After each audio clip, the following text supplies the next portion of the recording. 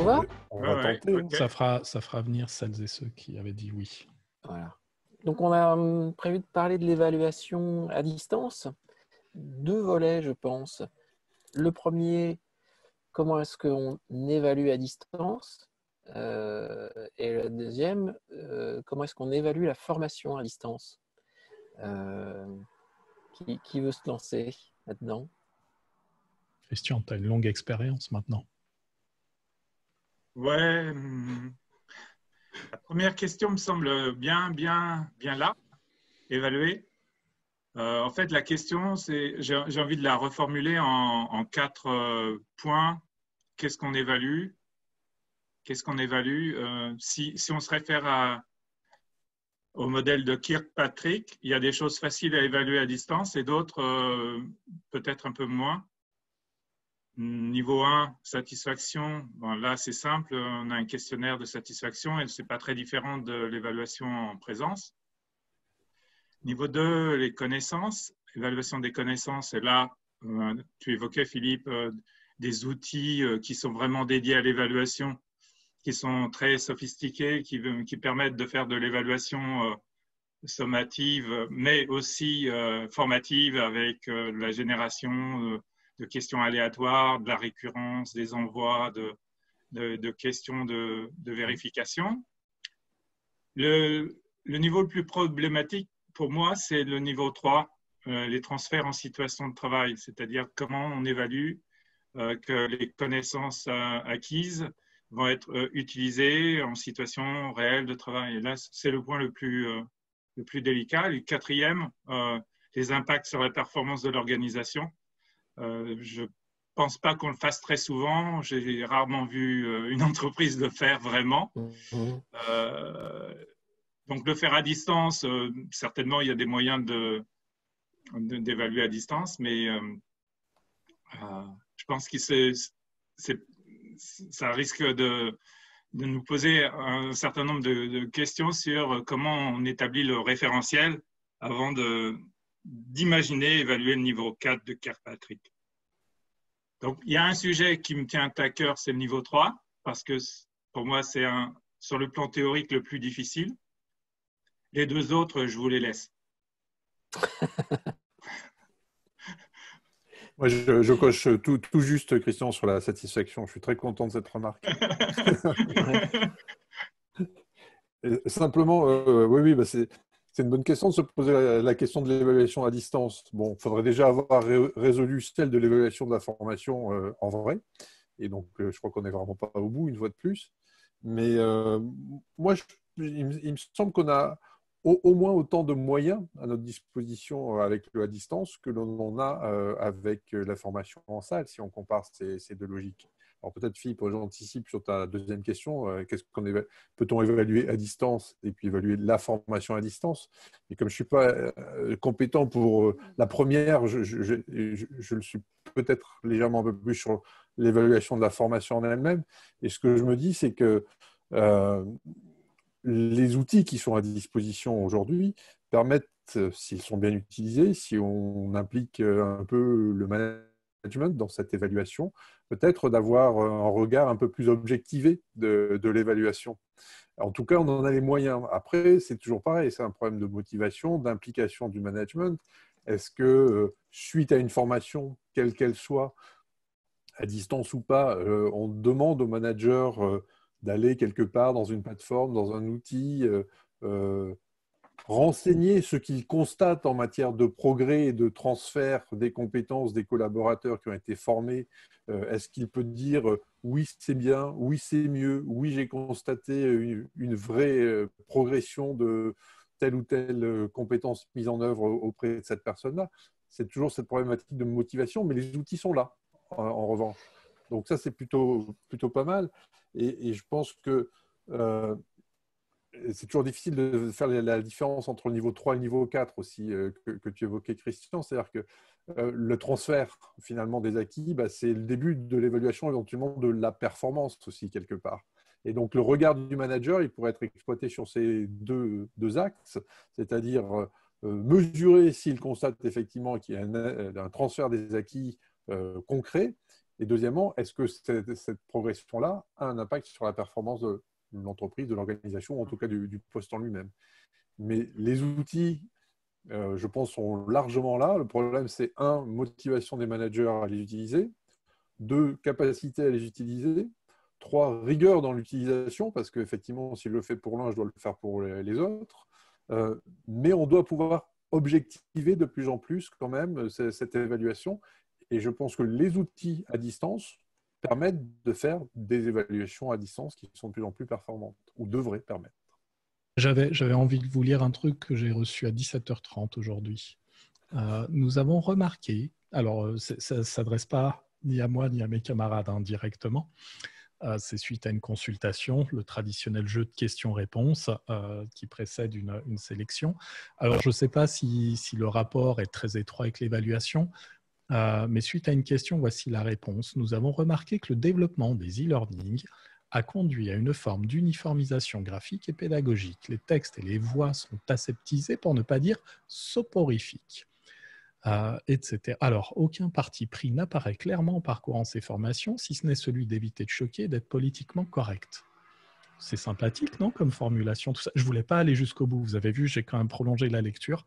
De quel type d'évaluation ça relève, ce type de formulation? Est-ce qu'on évalue la ressource en elle-même au sens qualitatif, comme on évaluerait la satisfaction, j'allais dire, à l'issue d'un stage, le formateur était bien, il était mal habillé, ou etc. Ou est-ce qu'on évalue l'effet de ce que l'on vit, c'est-à-dire est-ce qu'on en a transformé les gens? Bon, les deux sont en forme de débat, c'est ça, j'attendrai cette réponse. Les deux, mon capitaine. Moi, je trouve que, évaluer la formation à distance n'est pas qu'évaluer les ressources, c'est vraiment les activités pédagogiques, le déroulé pédagogique, l'accompagnement, etc. On n'a pas de Christian. Et ce qui est intéressant aussi, à mon avis, c'est vraiment de combiner les deux, parce que quand on va faire du questionnement, et d'autant plus quand il est fait automatiquement par des outils, on va collecter beaucoup de data. Alors souvent, on n'utilise que la data individuelle pour donner une note et une réussite à un apprenant. Puis on élimine le fait de pouvoir aller regarder l'ensemble des données collectées. Alors, regarder l'ensemble des données collectées pourra permettre de savoir si il y a une ressource qui aborde un concept qui donne une évaluation moins bonne de ce concept sur une cohorte d'apprenants. Ce qui veut dire, c'est pas que les gens ont du mal à comprendre ça, c'est que la ressource explique mal. Si on va plus profondément sur des questions, sur une série de questions, et qu'on regarde qu'il y en a une sur laquelle tout le monde s'est planté, et pas simplement regarder la note moyenne. Chouette, les gens ont bien réussi ce quiz. Non, on va fouiller question par question. Est-ce qu'il n'y en a pas une qui est ambiguë, qui est piège, qui questionne sur une notion qui n'a pas été abordée pendant la formation? Ça arrive, donc on peut très bien avoir omis de traiter quelque chose, mais questionner dessus quand même. Et ça, l'évaluation du dispositif, en dehors de la satisfaction de l'utilisateur à la formation, ça n'est pas dans l'échelle de Kirkpatrick d'évaluer. Et ce que tu disais, Nicolas, ta remarque, c'est ça, c'est-à-dire que quand on évalue ce qui a été fait, la satisfaction, au-delà de la performance même, est-ce que ça a servi à apprendre? Est-ce qu'on a pris un quelconque plaisir à se former avec du trop politiquement correct, on reste trop sérieux parce que le sujet est très sérieux, et qu'on a un ton monocorde parce qu'on a envie mais on ne sait pas le faire d'imiter les voix FIP, etc., etc. Alain. Dans un dispositif, il y a plusieurs phases en fait, et que finalement c'est intéressant d'aller évaluer, pour l'ingénieur pédagogique ou le formateur, d'aller évaluer chacune de ces phases, et pas juste de manière globale, alors ça s'est bien passé, c'était chouette. Non, c'est pas vraiment ça qui va permettre d'avoir une démarche d'amélioration et donc de utiliser la data donnée par l'évaluation. Et que ça soit pour l'évaluation de satisfaction ou l'évaluation de connaissance, je trouve qu'il y a quelque chose qu'on fait pas assez, c'est de faire un positionnement amont et puis de vérifier en aval où on en est. Parce que, oui, dis-moi. Ouais, c'est extrêmement important parce qu'en fait, on on a une vision assez élitiste des résultats parce que on est désincarné et on est éloigné des gens quand on fait de la formation à distance, quand on construit un dispositif à distance et un quiz. Ce qu'on veut, c'est de la réussite quand on fait le quiz. Alors, on fait des questions pour tester les gens qui savent et puis les gens qui savent un peu, à moitié, ou qui ont presque compris, en fait, on les écarte parce qu'on ne leur donne pas la chance de se rattraper avec des questions un peu plus faciles. On veut vraiment tester que les gens qui auront 100%, puis alors on accepte éventuellement qu'ils descendent à 75%, que les gens parfaits se trompent un petit peu, puis on leur donnera quand même le diplôme, alors qu'on peut avoir des gens qui partent de très loin et qui ont fait beaucoup plus d'efforts que les autres pour se former, qui ont beaucoup plus progressé, puis qui vont arriver à 60-65%, puis qu'on va éjecter du truc en disant « mais non, tu n'as pas eu les 70 ou les 75% de taux de réussite », alors qu'ils sont beaucoup plus méritants que ceux qui partaient pas de zéro et qui ont cavalé dans la formation en pointillé et qui vont assez facilement avoir les 76% de réussite en faisant des efforts sur quelques questions. Et puis eux, on va les récompenser. Si c'était en salle, si c'était devant un formateur que ces deux comportements très distincts se passaient, eh bien, le formateur aurait donné, je pense, la réussite à celui qui a fait beaucoup d'efforts pour le récompenser et aurait peut-être réfléchi à deux fois en se disant le fumiste, là, qu'est-ce que je fais? Je lui donne ou pas? Donc, je trouve qu'on a tendance à déshumaniser un peu l'exercice de l'évaluation automatique.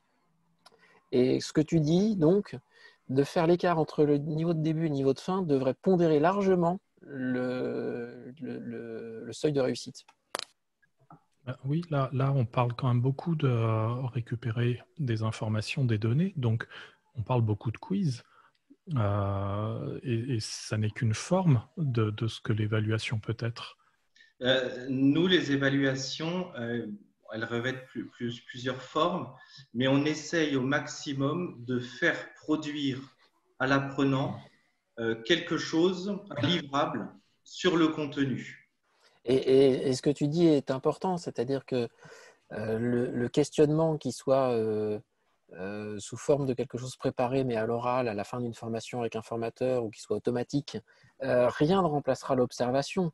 Les deux observations ont deux moments, le moment où la personne s'est formée et le moment où on lui demande de mettre en application, de restituer et d'appliquer. C'est très rigolo, c'est quand on interroge les responsables formation, on leur dit qu'est-ce que vous pensez le plus utile?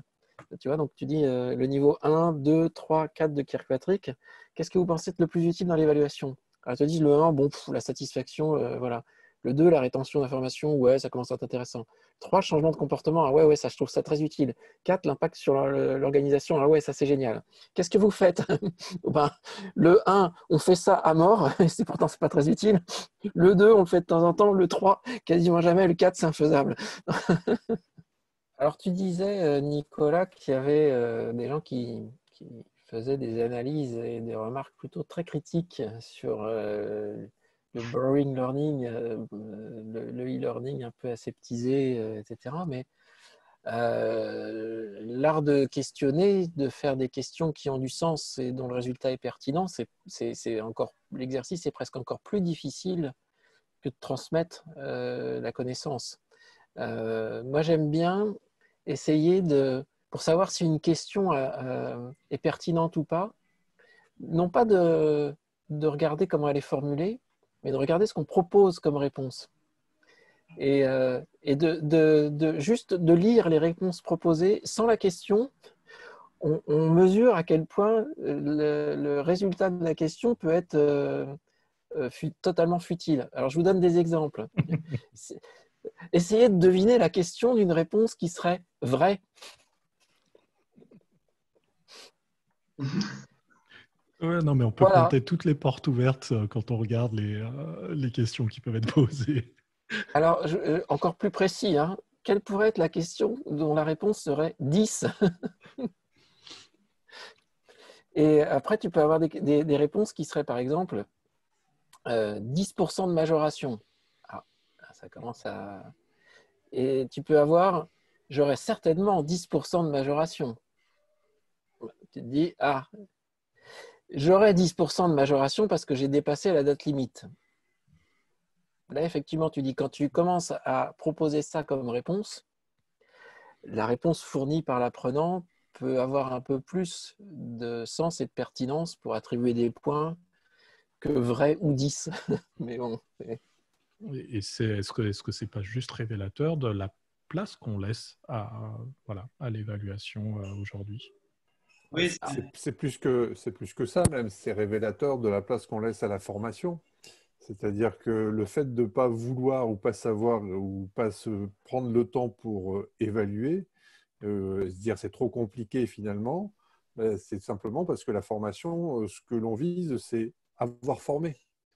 J'ai formé, j'ai fait le dispositif, je l'ai diffusé, les gens l'ont suivi, et puis je m'en tiens là, parce que je suis évalué sur le nombre d'heures produites, sur le nombre de sessions faites, sur la maîtrise de mon budget formation, sur tout un tas de paramètres. Or, ce qui devrait être la finalité première de la formation, c'est est-ce que ça produit des effets?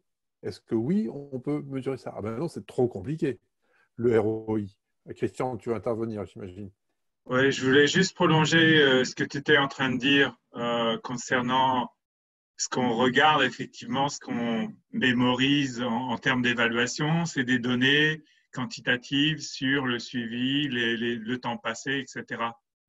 Juste pour donner une anecdote donnée par Peter Senge dans la 5e discipline, qui parlait du grand pape de la qualité qui a inventé la roue de Deming et qui disait en substance à la fin de sa vie 97% de ce qu'on compte ne compte pas.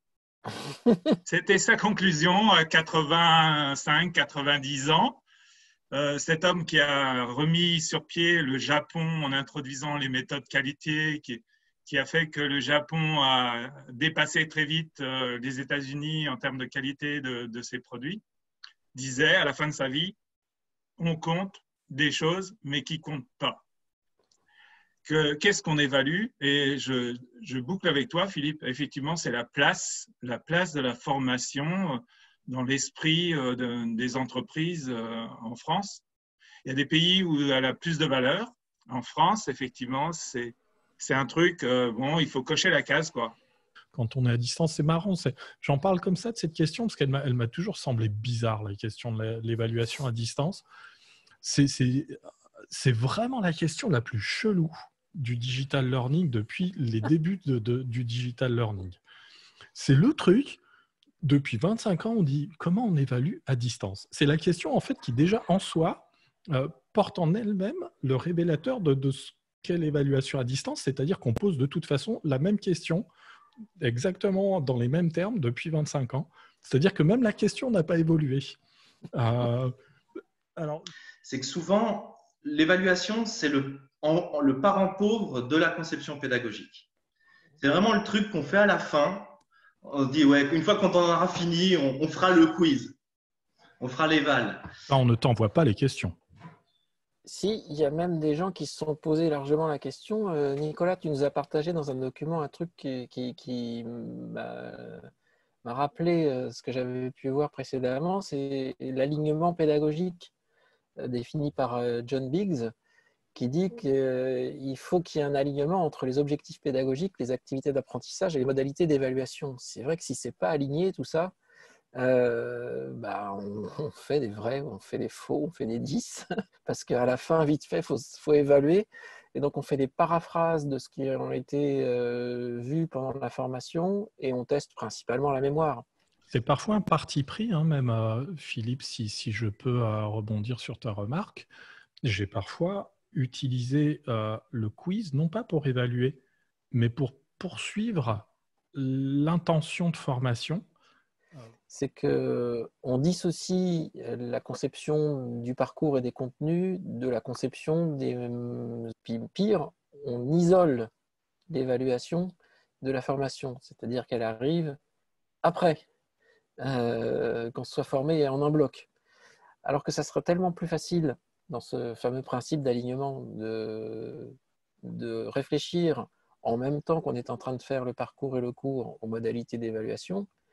Et au final, en plus, intégrer l'évaluation directement dans les activités de formation plutôt que d'éviter d'en faire un gros bloc isolé qui est encore plus détaché du contenu.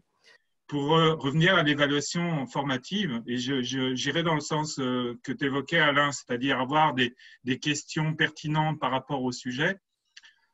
Oui, le plus souvent possible. En fait, des études ont montré que dans le temps passé par un apprenant, le rapport entre le temps pour prendre connaissance, c'est-à-dire lire des contenus, etc., et le temps passé à s'auto-évaluer, s'évaluer, est jamais réellement bien utilisé. En gros, il faudrait passer pratiquement autant de temps à s'évaluer qu'à apprendre.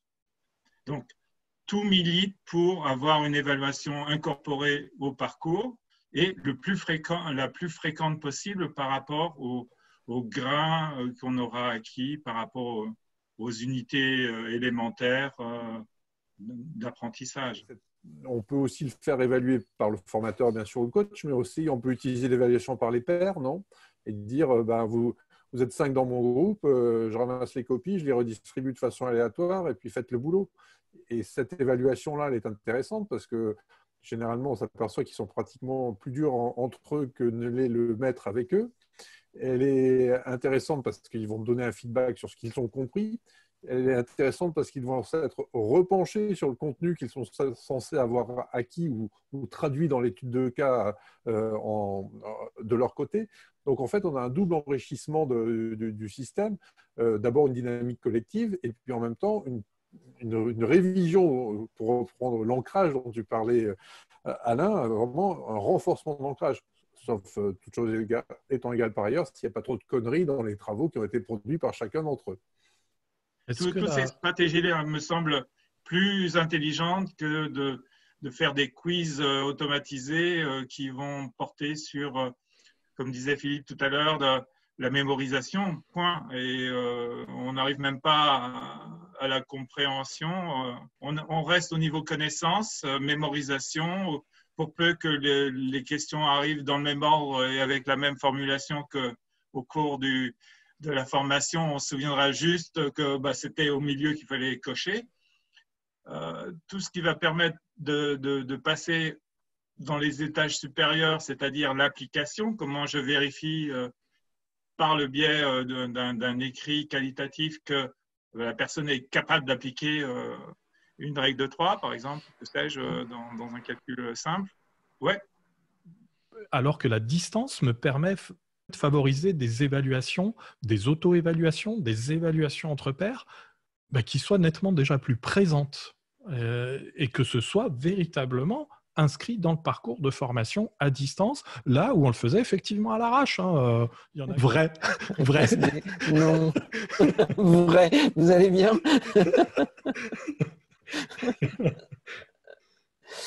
Ouais, super. Bon. Voilà, la meilleure évaluation qu'on ait vue en fin de formation, bien suivi et qui dit que c'était génial. Bon, voilà. C'est ça. Allez, ciao. Ciao. Merci Alain.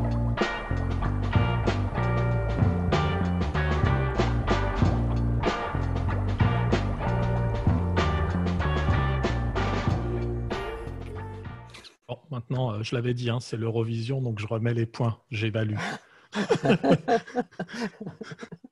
Bon, alors pour le décor... Moi, je vote pour l'Allemagne. Voilà. Deutschland, 12 points. Deutschland, 10 points. Quelle était la question?